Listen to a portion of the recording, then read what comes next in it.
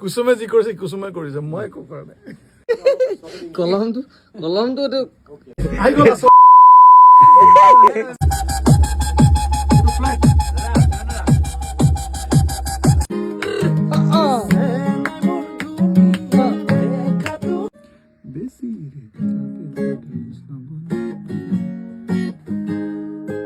বহুত দিনৰ মূৰত যে এইটো কিবা এটা কৈ দিয়ক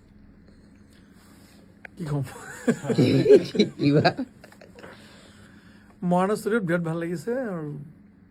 বহুত বছৰ পিছত আহিছোঁ ইয়ালৈ দেৱজিৎ দা আহিছে আমাৰ লগত আমি এতিয়া কম্প'জিশ্যন বস্তু দেখাই দিছোঁ ৰাজীৱ দা আছে আছিফ আছে অভিমেঘ আছে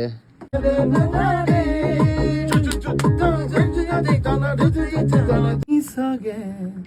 নাভাবা মোৰ কথা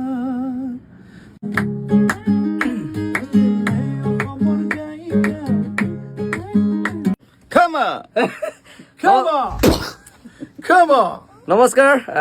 আজি আছোঁ ষ্টুডিঅ' ফিউজনত আকৌ এবাৰ এটা বেলেগ ধৰণৰ কলাবৰেশ্যন আচলতে ইংলিছত ক'ব লাগিব সেইটো শব্দ ইউজ কৰিছোঁ এটা বেলেগ ধৰণৰ কলাবৰেশ্যন আহি আছে অসমত প্ৰথমবাৰৰ কাৰণে ৰাইজে শুনিবলৈ পাব এয়া দেখিছে নহয় কোন কোন আছে আজি লগত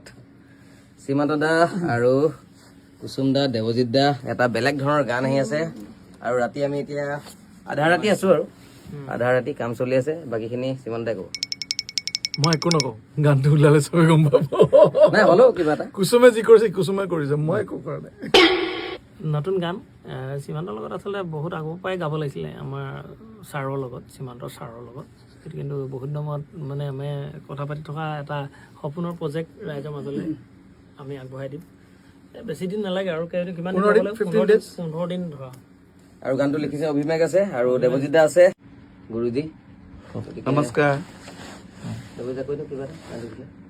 মনো কি হয় এনেই মই ওপৰৰ পৰা চোৱা মানুহ ওপৰে কৈ দিয়ক ই গাব এই ভাইটি বৰ ধুনীয়া লিখে আৰু এতিয়া মোৰ ফাৰ্ষ্ট টাইম পাইছোঁ বৰ ভাল লিখি সুৰ কৰে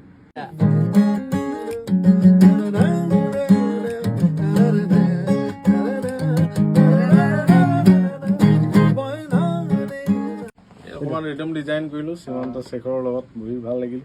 কৰিম ৱাচিমৰ লগত দিনৰ কুসুম কৈলাশৰ লগত ভাল লাগিব জমিব অলপ নতুন এটা টেষ্ট পাম বুলি ভাবি আছোঁ